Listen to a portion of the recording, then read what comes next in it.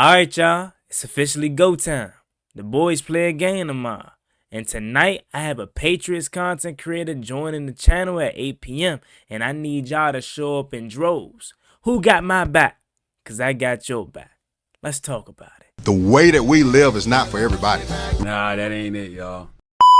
How do you think the rest of Jaden Daniels' career is going to go? If we're, 6, 7 games into Jaden Daniels' career, and he's already milking injuries? Like, stop saying my name, you dick riding bastard.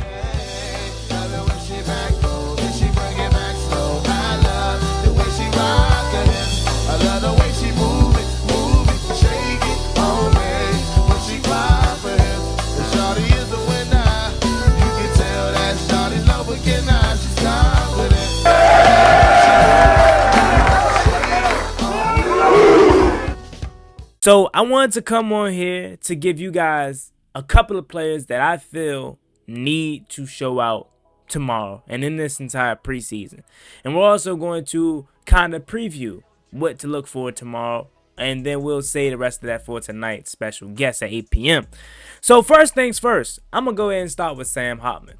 I think Sam Hartman has an opportunity like no other. As you guys know, and this is a no-brainer, Jaden Daniels is not playing tomorrow. The starters, most likely, most of them aren't playing tomorrow. Of course, they'll probably sprinkle in a couple guys, but most of the starters are not playing tomorrow. Marcus Mariota, not playing tomorrow. So it will be Sam Hartman and Josh Johnson's show. And I think this organization and this coaching staff is going to allow Sam Hartman to have probably the first half. Wouldn't surprise me if he had the first half plus maybe the first drive of the third quarter. I think this is the opportunity that Sam Hartman has been waiting for, because we know what Josh Johnson is. He's 15, 14, 16-year pro, right? We don't need to see Josh Johnson. We know if anything comes about, he can be the third quarterback if need be. This is all about Sam Hartman. Can he put a hold on this third quarterback spot and potentially work himself into the QB2 role? Now, that's where I think this is all about. Washington is trying to evaluate what do they have at the backup quarterback position. Obviously, we know right now it's Marcus Mariota penciled in as the quarterback too, but at some point he's going to retire, either go somewhere else or just get older, right? And you want to go in a different direction. Well, Sam Hartman is another second-year quarterback that you have on his roster. Him and Jaden Daniels are like this. I mean, some people even just call him and say, keep him around for Jaden Daniels' morale, and he can be Jaden Daniels' personal hype man. But at the end of the day, this team wants to see what they truly have in a backup quarterback in Sam Hartman. So I think this is the opportunity that he's been asking for. You can't ask for a better opportunity. I mean, I believe New England may play Drake May in them for a drive or two potentially, but you got other teams having to play their starting quarterback, and our guy isn't sniffing the field. He's not even suiting up, right? He's probably going to be on the sideline doing interviews. Marcus Mariota's out the way too. This is all you can ask for, Sam. So I'm interested to see how he performs in tomorrow's game. Can he put a hold on that QB3 role and work his way into the QB2 role for the future? Cliff Kingsbury did mention that he's had an up and down camp, had some really good throws, also had some really poor throws, and had to take care of the ball better. So when your coordinator is highly critical of you, you have to lock in. So it's gonna be fun to see what he does. We're back. That's right, ladies and gentlemen. Juan Gotti Command Extra post-game show is back for yet another season. Following each and every Washington Commanders game, call into the number 240-804-7327 to have your voice heard on the show. Win, lose, or draw, happy, upset, or mad, make sure you call into that number, because I want to hear from you after every single game. Another guy that I'm going to be keying in on when he gets his opportunity is Colin Vigors. Now, this guy's name has been ringing bells throughout camp, and I was a very, very huge fan of the signing when it first went down after the draft concluded. He has everything, the swagger, the size, the length, and he plays very fluid. He had a nice pass breakup in the joint practice yesterday, and maybe he pushes Washington to potentially keep 6 cornerbacks. Now, it is a long shot for him to make this roster given the fact that he is a undrafted free agent, but maybe he puts a hold on that final position, and maybe he forces Washington to have to cut off Fett from somewhere else, i.e. defensive end. But he's a name that I'm going to be keying heavily on, see what we have in him, because at worst I think he can be a special teams guy, but beyond Mikey and Marshawn and Noah and Jonathan Jones, right, I feel like there's and Trey Amos, there's a spot for some more depth. And you can never have too much depth at the cornerback position. But, of course, he's going to have to be borderline perfection and perfect in preseason. So he's another guy that I'm looking at. Another person is going to be veteran, Michael Gallup. What is he going to look like, as he's had a quiet but solid camp? As I know a lot of people have been high on Ja'Cory Brooks, and so have I. But I believe they want Michael Gallup to get that last wide receiver spot. Of course, all the other receiver spots are spoken for in terms of Terry McLaurin, Deebo Samuel, Jalen Lane, Luke McCaffrey, and Noah Brown. But that last spot, you got KJ Osborne, Ja'Cory Brooks, Michael Gallup, even Chris Moore, and you can probably throw Michael Straction in there if you want to. But I think they want Michael Gallup to have that last spot. And I think Michael Gallup really only has to make one or two really decent plays to have them say, you know what, okay, he's going to be our sixth receiver. Because you think about it, even still looking at the unofficial depth chart, outside of Terry McLaurin, I think Michael Gallup was the second X receiver. So I don't think we have a true X receiver outside of Terry McLaurin and Michael Gallup. So kind of, he has to make this roster in a sense. Like, he has to, because who else are you going to put in case of injury, right? For Terry McLaurin, you don't want that to happen. But if case something catastrophic happens of that nature, who can assume that role? And it seems as if Michael Gallup's that only person, and you give the potential that he has from being a veteran and former 1,000-yard receiver, and he also is super fresh, and he's had a quality camp, and he made a nice pass catch yesterday as well. So he's a name that I'm going to keep an eye on for sure, because I want to see, can he truly put a hold on this last wide receiver spot, because I think that is who's going to end up maintaining it. Moving on. Josh Connolly Jr. I don't know how long he's going to play and how many snaps he's going to get. But I'm very intrigued to see our first round draft pick in action tomorrow. And I would assume that the Patriots defensive lineman, Christian Barmore, or somebody like that, Harold Landry, they may play a snap, a possession or two, potentially. I'm not too sure. But from what I heard yesterday at practice, Josh Connolly and Laramie Tunsil was holding their own. And it kind of excites me in a sense, because we've had a couple media members here turn on Josh Connolly Jr. already, or kind of just say he's having a slow camp thus far. And the first time that he's seen the opposing colors, he seemed to shut him down.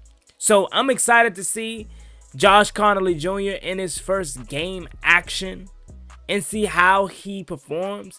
Is he quick on his feet? Is he able to get out in space? Is he able to give the quarterback time to deliver a good ball? Is he getting bull rushed? Is he quick off his spot? Like, what exactly is he going to be looking like tomorrow? Is he violent with his first punch? Right?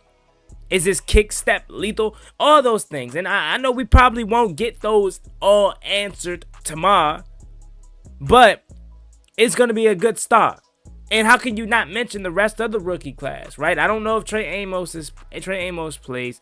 I'm not sure. I don't know if they want to take it slow with him and whatnot. But I don't even think he has to play, truth be told, because he's had a really good camp. But, of course, if they put him out there, you want to see how he prevails against Keyshawn Booty, who apparently tore us a new one yesterday, right? No pun intended. And the rest of their crew. You want to see how they look tomorrow. But I'm more so looking at Jalen Lane, punt return duties. Are they going to put him back there? I would believe so. He gets the first crack at it. That's a big reason as to why you drafted him. What's his punt return game? He's been getting advice from Brian Mitchell, who's one of the greatest kick returners of all time. Maybe he gets some opportunity back there. Luke McCaffrey as well on the kick returns. They have Austin Eckler start on the unofficial depth chart. I hope that's not the case. Let Eck be Eck as a running back and playmaker. Take him off special teams because he gets hurt all the time on special teams. Put Luke McCaffrey back there, as I think that's his dangerous way to make this roster. I do think he's going to be improved as a pass catcher and a receiver, but I think his way of making this roster, and dangerously I may add again, is his kick return ability. So let Luke McCaffrey get those duties. I must say, like, I'm just excited to see everybody. I can literally name off 30 different players that I'm super excited to see, but it's the truth. And obviously, Ja'Cory Krosky-Murd, right? Let's see what Bill looks like in full game action when he gets tackled. He's had a dominant camp, right? But as Dan Quinn also likes to say, it is kind of hard to evaluate the running back position given the fact that they're not able to tackle really, or they're giving up. So we'll see in the first game action for Ja'Cory Krosky-Murd how much he plays and how effective he truly is. I think he needs just one play. If Bill gets you one play where he shows out, I think that's enough for the coaching staff for the preseason. You can shut him down. Truth be told. So we'll see what Bill looks like from that aspect of things. And I feel like something else that no one is really talking about is the kicking position. Matt Gay. I'm interested. I hope we have a lot of, throughout this whole preseason, I hope we have a lot of kick opportunities. Whether that's field goals, PATs, kicking inside the landing zone. I hope we have a lot of those opportunities because we truly need to evaluate what we have at the kicker position or lack thereof, so we don't continue to deal with the Cade Yorks, the Zane Gonzalez, the Austin Sabbats, right? You remember a couple of years ago, the Taylor Heineke era, where we had that one player that made the kick versus the Raiders. His name is slipping my mind, but we had Chris Blewett, right? We had so many kicker debacles. That can Matt Gay finally be the end all be all to that, right? Can we finally be the team in which we get a kicker from another team that's finally figured it out? I'm tired of us sending our kickers elsewhere and they figuring it out, whether it's Dustin Hopkins, it's Kai Forbath, it's Sean Sweezum, it's what was my guy's name? Graham Gano, right? Like, these guys always end up going to other teams. Like I said, Dustin Hopkins been a Pro Bowler, Graham Gano Pro Bowler, but when they were here with us, they were basuda. So I'm excited to see what Matt Gay does, and hopefully he kicking the shit out the ball, and we found ourselves a kicker. Next up is a very interesting one. Can we get after the quarterback? Jacob Martin, what's up, young fella? Well, decent aged fella, veteran, seasoned fella, right? Like Javonte James Baptiste, if he plays, right? Him and Jordan McGee are dealing with injuries, so I don't know if they play, but can we get after the quarterback? What is this pass rushing depth truly looking like? We know how it's been looking in terms of stopping the run, and clearly it was lacking. The reason why you go out and get a Von Miller at the age that he's at and at the time of the season we're at. But what is the pass rushing depth looking like truly behind Dorrance Armstrong and Cleveland Ferrell and Von Miller, all these guys? Who do we have that's going to step up and get after the quarterback tomorrow and throughout this preseason? Because we need help there badly. Hence again why you got Von Miller. But moving on to the preview portion, is I'm excited to see how this team comes out and operates. First time Cliff's calling plays this year. First time DQ's on the sideline. What is the energy like? I get it's preseason, so you kind of got to take a little bit off and take it with a grain of salt. But for some of these guys, they're fighting for their livelihood. So I want to see how aggressive, how violent, how fast, how dominant we truly are against a Patriots team that's kind of where we were last year. The only difference is they have a second-year quarterback that they truly believe in. But even still with him, this is the first year under a new coaching regime. So are we able to exert dominance, get on top of the Patriots? And I don't care. I care less about the final score, whether we win or lose. I don't care about that. I more so care about just the overall performance of everything. How are we looking? Are we getting set? Are we not having penalties? Are we not turning over the ball? You know what I'm saying? These are all the things that I'm looking to evaluate, because these are the things that out of camp we emphasized. Taking care of the football. Getting set, not drawing no false starts. Remember, Jaden Daniels had to kick somebody off the field out of the huddle because they had a false start, right? Are we disciplined? Are we staying in our gaps? Offensive line, are we opening gaps and holes for the running backs to see through? It's going to be interesting to see, to say the least. But though that is truly like the biggest thing that I'm looking for. It's just discipline and just showing signs of growth. Again, it's preseason, so the final score does not matter whatsoever. It's all about the competition and who truly wants it.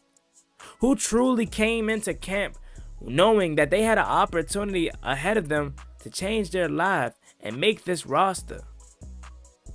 Is this finally the year that a Casimir Allen puts his name in a hat? Andre Jones? We'll see. But for the time being, it's going to be fun to just see ball back on the screen. Truly is. And I cannot wait to see how that defense is flying around tomorrow to see truly what's up with the secondary. Because as we know, both teams' secondaries, Washington's and New England's, was getting torched in practice yesterday. But we'll see. And of course, how can I forget my main man, Ben Sinnott? He'll have a lot of opportunity, especially with Zach Ertz and John Bates probably not playing a lot. Definitely not Zach Ertz. Ben Sinnott has an opportunity of a lifetime as well, with giving all the opportunity to him. Similar to Sam Hartman. There's nobody in your way to stop you from shining tomorrow.